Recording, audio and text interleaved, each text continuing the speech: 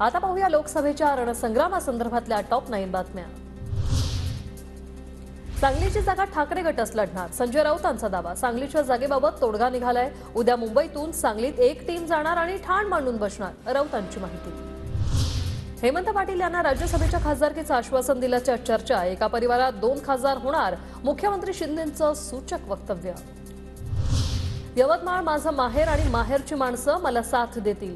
यवतमाळ वाशिम लोकसभेच्या मतदारसंघाच्या शिंदे गटाच्या उमेदवार राजश्री पाटील यांचा दावा। वडिलांची कमतरता भासत असल्याचंही वक्तव्य। भावना गवळी प्रचारात दिसतील, त्यांना मुख्य प्रवाहात आणलं जाईल, मुख्यमंत्री एकनाथ शिंदेंची प्रतिक्रिया। भावना गवळींचा पत्ता कट झाल्यानंतर शिंदे गटाकडून राजश्री पाटील मैदानात। राजश्री पाटलांनी घेतली मंत्री संजय राठोड यांची भेट। दोघांमध्ये मतदारसंघातील रणनीतीवर चर्चा। श्रीकांत शिंदे अजून बच्चू दिल्ली अभी दूर है, संजय राऊतांचा खोचक टोला। त्यांनी आधी स्वतःची उमेदवारी जाहीर करावी असं म्हणत दिलं आव्हान, तर राऊतांनी कोणती निवडणूक लढवली का, संजय शिरसाट यांचं प्रत्युत्तर।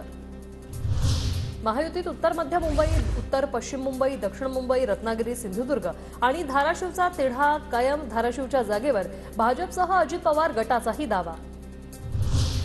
चंद्रपूर लोकसभेच्या काँग्रेसच्या उमेदवार प्रतिभा धानोरकर विजय वडेट्टीवारांच्या भेटीला। वडेट्टीवारांची नाराजी दूर करण्याचा प्रयत्न। वडेट्टीवार ज्येष्ठ आणि पालकमंत्री म्हणून आशीर्वाद घेण्यासाठी आले, धानोरकरांचं वक्तव्य। पंतप्रधान नरेंद्र मोदींची 8 एप्रिलला चंद्रपुरात महाराष्ट्रातली पहिली सभा। चंद्रपूर लोकसभेचे भाजपचे सुधीर मुनगंटीवार उमेदवार।